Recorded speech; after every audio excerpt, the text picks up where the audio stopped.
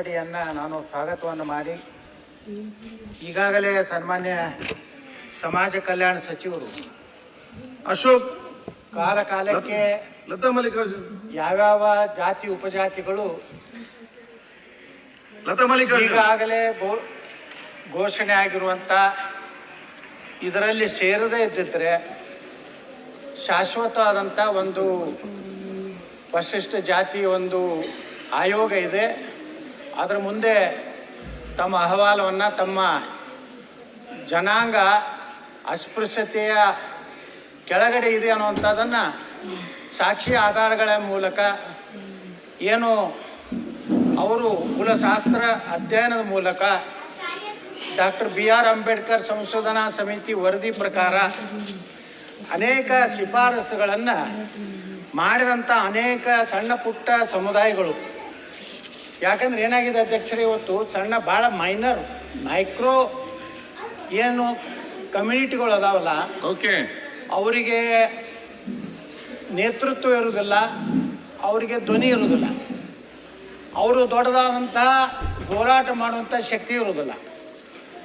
ಆದರೆ ಅವರಿಗೂ ಸಹ ಎಲ್ಲಿಯೂ ಅನ್ಯಾಯವಾಗದ ರೀತಿಯಲ್ಲಿ ಇವತ್ತೇನು ಒಳ ಮೀಸಲಾತಿಯಿಂದ ಭಾಳ ವರ್ಷಗಳ ಒಂದು ಸಂಘರ್ಷಕ್ಕೆ ಒಂದು ಈಗಾಗಲೇ ಬೊಮ್ಮಾಯಿಯವರು ಬಸವರಾಜ ಬೊಮ್ಮಾಯಿಯವರು ಇದ್ದಾಗ ಈ ಒಂದು ವ್ಯವಸ್ಥೆಯನ್ನು ಇವತ್ತು ಮಾಡುವಂಥ ಒಂದು ಸಾಹಸವನ್ನು ಮಾಡಿದ್ದಕ್ಕೆ ಅದರ ಅಪಪ್ರಚಾರದಿಂದ ಇವತ್ತು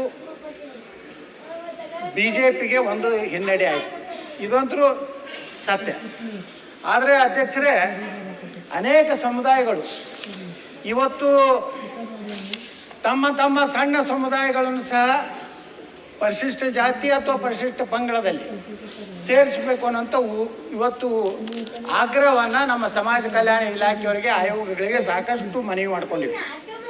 ಇವತ್ತು ಕಲಾಲ್ ಸಮಾಜ ಅಂತ ಹೇಳಿದೆ ರಾಜ್ಯದಲ್ಲಿ, ಇವರ ಕಸುಬು ಇವತ್ತು ಮಾಂಸವನ್ನು ಮಾರಾಟ ಮಾಡುವಂಥ ಕಸುಬು, ಅವರ ಒಂದು ಕಸುಬನ್ನು ಸಹ ಇವತ್ತು 12 ರಾಜ್ಯಗಳಲ್ಲಿ, ಉತ್ತರ ಭಾರತ 12 ರಾಜ್ಯಗಳಲ್ಲಿ ಬಾಟಿಕ್ ಜಾತಿ ಅಂತ ಪರಿಶಿಷ್ಟ ಜಾತಿಗೆ ಸೇರಿಸಿದ್ದಾರೆ. 1992ರಲ್ಲಿ DK ನಾಯ್ಕರ ಅಧ್ಯಕ್ಷತೆ ಜಾತಿ ಪರಿಶೀಲನಾ ಸಮಿತಿ, ಕುವೆಂಪು ವಿಶ್ವವಿದ್ಯಾಲಯ ಕುಲಶಾಸ್ತ್ರ ಅಧ್ಯಯನ, ಡಾಕ್ಟರ್ BR ಅಂಬೇಡ್ಕರ್ ಸಂಶೋಧನಾ ಸಮಿತಿ ಪರಿಶಿಷ್ಟ ಜಾತಿಗೆ ಸೇರಿಸಲು ವರದಿ ನೀಡಿದೆ. ಅದೇ ರೀತಿ ಮಡಿವಾಳ ಅಗಸ ಸಮಾಜ, ಇದು ಸಹ ಒಂದು ಅಸ್ಪೃಶ್ಯತೆಯ ಒಂದು ನೆರಳಲ್ಲಿ ಇರುವಂಥ ಒಂದು ಸಮುದಾಯವಾಗಿ ಇವತ್ತು ಭಾರತದ 11 ರಾಜ್ಯಗಳಲ್ಲಿ ಮತ್ತು ಕೇಂದ್ರಾಡಳಿತ ಪ್ರದೇಶಗಳಲ್ಲಿ ಇದು ಸಹ ಪರಿಶಿಷ್ಟ ಜಾತಿಗೆ ಸೇರಿಸಲಾಗಿದೆ. ಹಿಂದೆ ಮೈಸೂರು ಮಹಾರಾಜರ ಕಾಲದಲ್ಲಿ ಇದರ ಒಂದು ಅನುಕೂಲತೆಯನ್ನು ಮಾಡಿಕೊಂಡಂಥ ಒಂದು ಸಮುದಾಯ. ಅದೇ ರೀತಿ ಸನ್ಮಾನ್ಯ ಅಧ್ಯಕ್ಷ, ನಮ್ಮ ಭಾಗದಲ್ಲಿ ಉತ್ತರ ಕರ್ನಾಟಕದಲ್ಲಿ ಈ ಹಂದಿಗೊಲ್ಲ, ಹಂದಿ ಜೋಗಿ ಸಮಾಜ ಪರಿಶಿಷ್ಟ ಜಾತಿಗೆ ಸೇರಿಸುವ ಕುರಿತು ಇದು ಒಂದು ದೊಡ್ಡ ಹೋರಾಟ. ಇವತ್ತು ಅದು ಸಹ ಗೊಲ್ಲ ಸಮುದಾಯ ಭಾಳ ಕೆಟ್ಟ ಪರಿಸ್ಥಿತಿಯಲ್ಲಿ ಜೀವನ ಮಾಡ್ತಾರೆ ಅಧ್ಯಕ್ಷರೇ. ಇವತ್ತು ಹಂದಿಗಳನ್ನು ಸಾಕಾಣಿಕೆ ಮಾಡಿ ಹಂದಿಗಳನ್ನು ಇವತ್ತು ಅದರ ಮೇಲೆ ಜೀವನ ಮಾಡುವಂಥ ಅತ್ಯಂತ ಅಸ್ಪೃಶ್ಯತೆಯ ಒಂದು ವ್ಯವಸ್ಥೆಯಲ್ಲಿರುವಂಥ ಸಮುದಾಯವು ಸಹ ಇವತ್ತು ಅವ್ರದ್ದು ಸಹ ಅಧ್ಯಯನ ಆಗಿದೆ, ಅವರಿಗೂ ಸಹ ನ್ಯಾಯ ಸಿಗಬೇಕಾಗಿದೆ. ಅದೇ ರೀತಿ ಈ ಜನಾಂಗದವ್ರು ಇರ್ಬೋದು ಅಧ್ಯಕ್ಷರೇ, ಅದರಲ್ಲಿಯೂ ಸಹ ವರ್ಗೀಕರಣ ಆಗಿದೆ. ಇವತ್ತು ಬರುವಂಥದ್ದು ಭಾಳ ಮಹತ್ವವಾದಂಥದ್ದು ಬಂಜಾರ, ಬೋಯಿ ಮತ್ತು ಕೊರಚ ಈ ಮೀಸಲಾತಿ ಇವತ್ತೇನು ಮಾನ್ಯ ಮುಖ್ಯಮಂತ್ರಿಗಳು ಹೇಳ್ತಾರಲ್ಲ 17-7 ಅಂತೇಳಿ, ಅದನ್ನು 25 ಮಾಡಿ ಇನ್ನೊಂದು % ಹೆಚ್ಚು ಮಾಡಿ ಏನು ಅವರಿಗೆ ಬಂಜಾರ ಸಮಾಜಕ್ಕೆ ಅಲೆಮಾರಿ ಜನಾಂಗಕ್ಕೆ ಪ್ರತ್ಯೇಕ ಮಾಡಿಕೊಡ್ಬೇಕು ಅನ್ನೋಂಥ ಬೇಡಿಕೆ ಇವತ್ತು ನಿನ್ನೆ ದೊಡ್ಡ ಹೋರಾಟವನ್ನು ನಾವೆಲ್ಲ ಕೋಲಂಬು ಅನ್ನೋಂಥ ಸಂಘಟನೆ ಬಂಜಾರ ಸಮುದಾಯದವರು ನಿನ್ನೆ ನಾವೆಲ್ಲ ಹೋಗಿದ್ದೀವಿ ಸನ್ಮಾನ್ಯ ಅಧ್ಯಕ್ಷರೇ. ಅದೇ ರೀತಿ ಭಾಳ ಪ್ರಮುಖವಾಗಿ ಈ ರಾಜ್ಯದಲ್ಲಿ ನಮ್ಮ ಕುರುಬ ಸಮಾಜವನ್ನು ಎಷ್ಟಿಗೆ ಸೇರಿಸ್ಬೇಕು ಅನ್ನೋಂಥ ಒಂದು ಹೋರಾಟ ಸಹ ಇವತ್ತು ನಡೀತಾ ಇದೆ. ಅದಕ್ಕೆ ಮುಖ್ಯಮಂತ್ರಿಗಳು ಯಾವ ರೀತಿ ನಿರ್ಣಯ ತಗೋತಾರೋ ನೋಡಬೇಕು. ಆದರೆ ಭಾಳ ಒಂದು ರೀತಿ ದುಃಖ ಪಡುವಂಥ ಮುಖ್ಯಮಂತ್ರಿಗಳ ಹೇಳಿಕೆ ಇವತ್ತು ಹೇಳಿದ್ರು 10% ಆರ್ಥಿಕವಾಗಿ ಹಿಂದುಳಿದಂಥ ಸಮುದಾಯಗಳಿಗೆ ಕೇಂದ್ರ ಸರ್ಕಾರ ಸನ್ಮಾನ್ಯ ಮೋದಿಯವರು ಕೊಟ್ಟಂಥದ್ದನ್ನು ಇದು ಅಸಂವಿಧಾನಿಕ ಅನ್ನುವಂಥ ಮಾತನ್ನು ಹೇಳಿದ್ರು.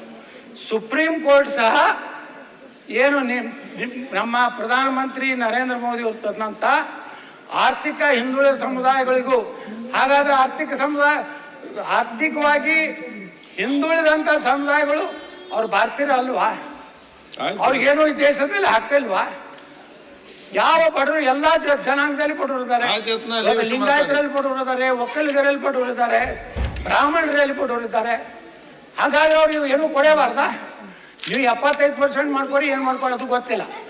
ಆದರೆ ಲಿಂಗಾಯತರಲ್ಲಿ, ಒಕ್ಕಲಿಗರಲ್ಲಿ, ಬ್ರಾಹ್ಮಣರಲ್ಲಿ, ಮರಾಠರಲ್ಲಿ, ಕ್ಷತ್ರಿಯರಲ್ಲಿ ಈ ಸಮುದಾಯಗಳು ಸಹ ಆರ್ಥಿಕ ಬಡತನದಿಂದ ಇವತ್ತು ಸ್ಲಮ್ದಲ್ಲಿ ನೀವು ನೋಡಿ ಅಧ್ಯಕ್ಷರ ಸ್ಲಮ್ಲ ಹೋದ್ರೆ ಈ ಜನ ಸಹ ಅಲ್ಲಿ ಜೀವನ ಮಾಡ್ತಾ ಇದ್ದಾರೆ.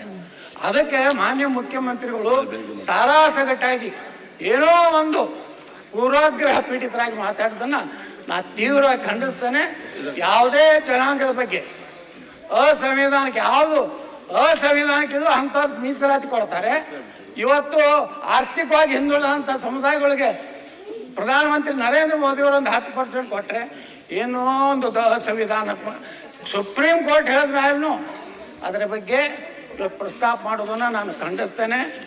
ಅದೇ ರೀತಿ ಇವತ್ತು ಅನೇಕ ಸಮುದಾಯಗಳಿಗೆ 2 ಮತ್ತು C ಪಂಚಮಸಾಲಿ ಸಮುದಾಯ, ಮರಾಠ, ಜೈನ, ಒಕ್ಕಲಿಗ ಈ ಎಲ್ಲಾ ಸಮುದಾಯಕ್ಕೆ ವಿರುದ್ಧ ಅಸಂವಿಧಾನಿಕ ಹೇಳುವಂತವ್ರು ಯಾವ್ದು ಅಸಂವಿಧಾನಿಕವಾದಂತ ಧರ್ಮಾಧಾರಿತ ಒಂದು ಮೀಸಲಾತಿ ಕೊಡ್ತಾರೆ, ಸರಿಯಲ್ಲ. ಅದಕ್ಕೆ ನಾನು ಮಾನ್ಯ ಮುಖ್ಯಮಂತ್ರಿಗಳು ಹೇಳ್ತೇನೆ, ಎಲ್ಲ ಸಮುದಾಯಗಳಿಗೆ ನ್ಯಾಯ ಕೊಡುವಂತ ಮತ್ತು ನಮ್ಮ ಎಸ್ ಸಿ ಮಾದೇವಪ್ಪನವರು ಯಾವ್ಯಾವ ಕುಲಶಾಸ್ತ್ರ ಅಧ್ಯಯನ ಪರಿಶೀಲಿಸಿ ಎಲ್ಲ ಸಮುದಾಯಕ್ಕೆ ನ್ಯಾಯ ಕೊಡ್ಬೇಕಂತ ನಾವು ವಿನಂತಿ ಮಾಡ್ಕೊತೀನಿ. ಅವರು ಹೇಳಿದ್ರಲ್ಲ, ಮಂಜುನಾಥ್ ಖಂಡಿಸ್ತೀನಿ ಅವರ ಹೇಳಿಕೆನ ಅಂತ ಹೇಳಿದ್ರಲ್ಲ, ಪಾಪ ಅವ್ರಿಗೆ ಸಂವಿಧಾನ ಗೊತ್ತಿಲ್ಲ ಅನ್ನಕ್ ಕಾಣಿಸುತ್ತೆ. ಸುಪ್ರೀಂ ಕೋರ್ಟ್ ಒಪ್ಪಿಕೊಂಡಿದೆ. ಕೇಂದ್ರ ತಂದಂತ 10% ಹಿಂದುಳಿದ ಜನ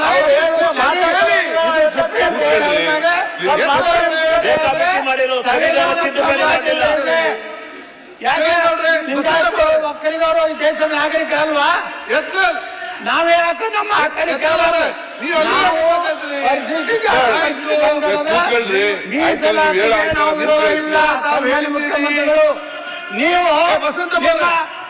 ನಿಮ್ಮ ಜನಾಂಗನೇ ಯಾಕೆ ಇಲ್ಲ?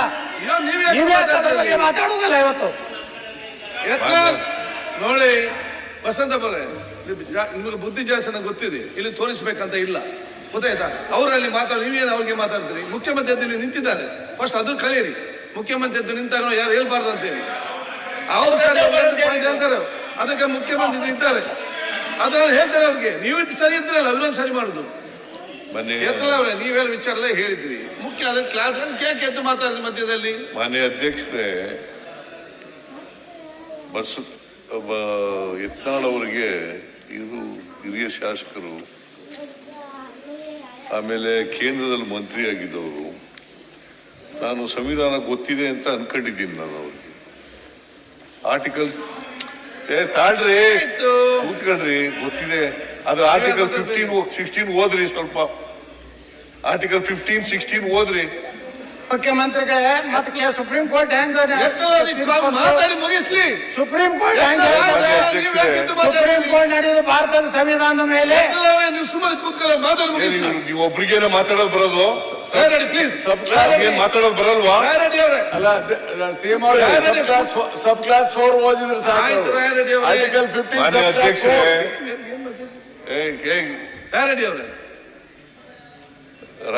ಮಾನ್ಯ ಅಧ್ಯಕ್ಷರೇ, ನಾನು ಹೇಳದ್ದು article 15-16 of the Indian constitution does not say ಬಹಳ ಸ್ಪಷ್ಟವಾಗಿದೆ ಕಾನೂನಿನಲ್ಲಿ. ಆರ್ಟಿಕಲ್ 15 ನಲ್ಲಿ ಬಹಳ ಸ್ಪಷ್ಟವಾಗಿದೆ. ಆರ್ಥಿಕವಾಗಿ ಹಿಂದುಳಿದವರಿಗೆ ಮೀಸಲಾತಿ ಕೊಡಬೇಕು ಅನ್ನೋದಿಲ್ಲ. ಶೈಕ್ಷಣಿಕವಾಗಿ, ಸಾಮಾಜಿಕವಾಗಿ ಹಿಂದುಳಿದಿರೋರಿಗೆ ಮೀಸಲಾತಿ ಕೊಡಬೇಕು ಅಂತ ಆರ್ಟಿಕಲ್ 15, ಆರ್ಟಿಕಲ್ 16 ನಲ್ಲಿ ಹೇಳಿರ್ತಕ್ಕಂಥದ್ದು. ಅದನ್ನು ಹೇಳದೆ ನಾನು ಪ್ರಸ್ತಾಪ ಮಾಡಿದೆ. ಅಧ್ಯಕ್ಷರೇ, ಆಯ್ತು. ಅದಕ್ಕೆ ಧರ್ಮಾಧಾರಿತ ಮೀಸಲಾತಿ ಕೊಳ್ಳಕ್ ಬರುದಿಲ್ಲ. ನೀವು ಮುಸ್ಲಿಮರಿಗೆ ಮೀಸಲಾತಿ ಕೊಟ್ಟು ಇದನ್ನ ಪ್ರಶ್ನೆ ಮಾಡ್ತೀನಿ. ಧರ್ಮ ಆಧಾರಿತ ಮೀಸಲಾತಿ ಕೊಡ್ಲಿಕ್ಕೆ ಸಂವಿಧಾನದಲ್ಲಿ ಅವಕಾಶ ಇಲ್ಲ. ನೀವು ಮುಸ್ಲಿಮರಿಗೆ ನೇರವಾಗಿ ಹೆಂಗ ನೀವು ಮೀಸಲಾತಿ ಕೊಟ್ಟಿ? 15 ತೆಗಿಯಮ್ಮ. ಎರಡೂ ಕಡೆ ಇದೆ, 15, 16 ಎರಡೂ ಕಡೆ ಒಂದೇ ಕಡೆ ಇದೆ. ಆಯ್ತು ಇಲ್ಲಮ್ಮ,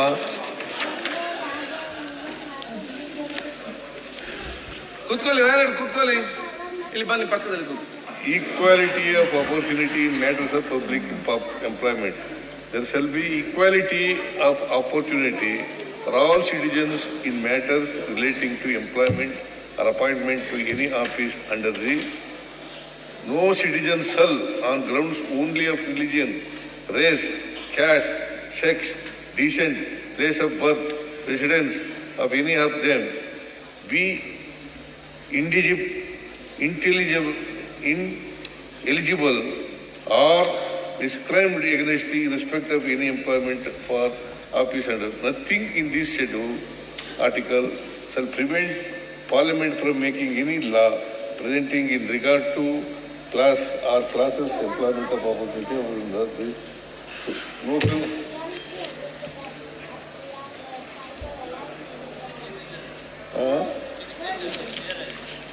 Plus 4. 15 ಇಲ್ಲಿ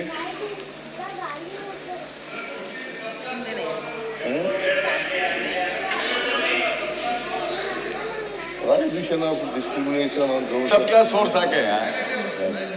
the state shall not discriminate against any citizen on grounds of only of religion, race, caste. ಅಧ್ಯಕ್ಷರೇ, ಮುಖ್ಯಮಂತ್ರಿಗಳು ಗೊಂದಲಕ್ಕೆ ಬಿದ್ದಾರೆ. ಅವರಿಗೆ ಸ್ಪಷ್ಟವಾದ ಸಂವಿಧಾನ ಬಗ್ಗೆ ಗೊತ್ತಿಲ್ಲ. ನಾ ಹೇಳ್ತೀನಿ, ಸುಪ್ರೀಂ ಕೋರ್ಟ್ ನಲ್ಲಿ ನಮ್ಮ ದೇಶದ ಪ್ರಧಾನಮಂತ್ರಿ ಶ್ರೀ ನರೇಂದ್ರ ಮೋದಿ ಅವರು 10% ಆರ್ಥಿಕ ಹಿಂದುಳಿದವರು ಕೊಟ್ಟಾರಲ್ಲ, ಅದು ಸಂವಿಧಾನಾತ್ಮಕವಾಗಿದೆ. ಸುಪ್ರೀಂ ಕೋರ್ಟ್ ಹೇಳಿದ ಮೇಲೆ ಅದು ಸಂವಿಧಾನಾತ್ಮಕವಾಗಿನೇ ಕೇಂದ್ರ ಸರ್ಕಾರ ಕೊಟ್ಟಿದೆ. ಅದು ದುರ್ದೈವಂತರ ಬಿಜೆಪಿ ಶಾಸಕರು ಚಪ್ಪಾಳೆ ಸಹಿತ ಹೊಡೆದ ಕೂತಿದ್ದು ದುರ್ದೈವ ಇವತ್ತ ಹೇಳಕ್ಕೆ ಆಯ್ತು. ಅನುಭವ ಮಾನ್ಯ ಅಧ್ಯಕ್ಷರೇ, nothing in this article shall prevent the state from making any provision for reservation in matters of promotion or consequential authority, seniority or any class or classes of force or under the state in favor of scheduled castes and scheduled tribes in which opinion of state are not adequately represented in the service. Nothing in this article shall prevent the state from considering any ಅದಕ್ಕೆ ಅಧ್ಯಕ್ಷರೇ, ಮುಖ್ಯಮಂತ್ರಿಗಳೇ ಗೊಂದಲಕ್ಕೆ ಹಾಕಿದ್ದಾರೆ. ಆದ್ರೆ ಪಾಪ BJP ಅವರು ಗಪ್ಪು ಬಾಯಿ ಬಚ್ಕೊಂಡು ಕೂತಾರೆ, Benny ತಿನ್ಕೋತ. as a separate class of and so and so. ಎಲ್ಲಿ ಇದು ಎಲ್ಲಿ ಇಲ್ವಲ್ಲ? ಅದು ಎಲ್ಲಾರ್ದು ಇಲ್ಲೇ ಇಲ್ಲ, ಇದ್ದದ್ದು ಇದ್ದೇ ಇದೆ. ಎಲ್ಲಾರ್ದು ಇಲ್ಲೇ ಇಲ್ಲ. ಸುಪ್ರೀಂ ಕೋರ್ಟ್ ಹೇಳಿದ್ಮೇಲೆ ಫೈನಲ್ ಅದೇ ನಮ್ಮ ಸಂವಿಧಾನ ಎತ್ತಿ ಹಿಡಿದಿದ್ದಾರೆ. ಇವತ್ತು ಮೇಲ್ಜಾತಿಯವರು, ಲಿಂಗಾಯತರು, ಬ್ರಾಹ್ಮಣರು, ಒಕ್ಕಲಿಗರು, ಕ್ಷತ್ರಿಯರು, ರೆಡ್ಡಿಗಳು ಎಲ್ಲರಿಗೂ ಮೀಸಲಾತಿ ಬೇಕೇ ಬೇಕು. ನಾವು ಈ ದೇಶದ ಪ್ರಜೆಗಳಿದ್ದೀವಿ, ನಾವು ದೇಶ ಭಕ್ತರಿದ್ದೀವಿ, ದೇಶ ವಿರೋಧಿಗಳಲ್ಲ, ನಾವು ದೇಶದ ವಿರುದ್ಧ ಕೆಲಸ ಮಾಡೋದಲ್ಲ. ನಾವು ಪಾಕಿಸ್ತಾನ ಮಾತಾಡ್ಬೇಡವಾ? ಮಾನ್ಯ ಅಧ್ಯಕ್ಷರ ಮುಖ್ಯಮಂತ್ರಿಗಳ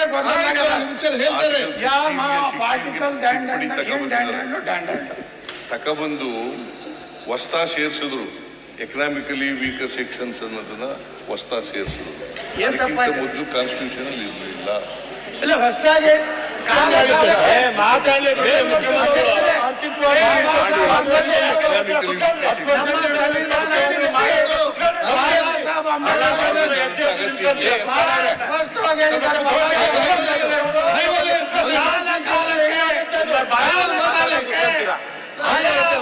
ಪರಿಸ್ಥಿತಿ ಪರಿಸ್ಥಿತಿ ಅನುಗುಣವಾಗಿ ಮೀಸಲಾತಿಯಲ್ಲಿ ಬದಲಾವಣೆ ಆಗಬೇಕಂತೇಳಿ ಬಾಬಾ ಸಾಹೇಬ್ ಅಂಬೇಡ್ಕರ್ ಅವರು ಹೇಳಿದ್ದಾರೆ.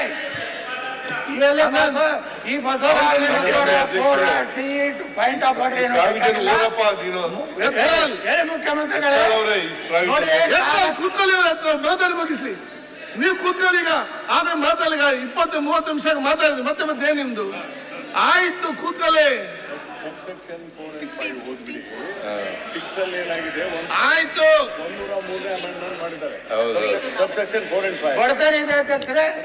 ಮುಖ್ಯಮಂತ್ರಿಗಳು ರೆಕಾರ್ಡ್ ಕಳಿಸ್ಬೇಡಿ ಅಂತ ನನಗೆ ಅನಿಸ್ಲಾಕತ್ತಿದ್ದು ವಿರೋಧ ಆರಾಮಾಗಿ ಹಾಯಾಗಿ ಕೂತಿದ್ದು ಇದನ್ನು ನಾನು ಖಂಡಿಸುತ್ತೇನೆ. Nothing in this article. ಮುಖ್ಯಮಂತ್ರಿಗಳು ಮಾತಾಡಿ ಮುಗಿಸ್ಲಿ. State from making any special provisions for the advancement of any socially and educationally backward classes. Socially and educationally. ಇದು 15 class 4. Subclass 4. ನಾನು ಸೋಷಿಯಲಿ ಸ್ಪಷ್ಟವಾಗಿ ಹೇಳಿ.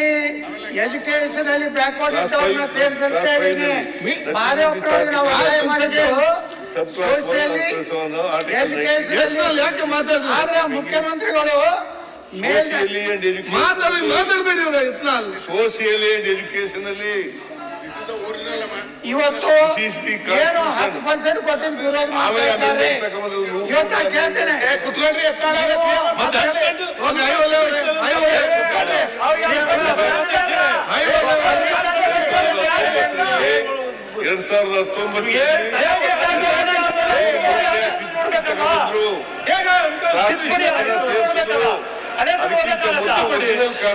ಮುಖ್ಯಮಂತ್ರಿಗಳು ಅಂತ ಇದೆಯೇ ಹೊರತು ಎಕನಾಮಿಕಲಿ ಅನ್ನೋ ಪರ ಇಲ್ಲ.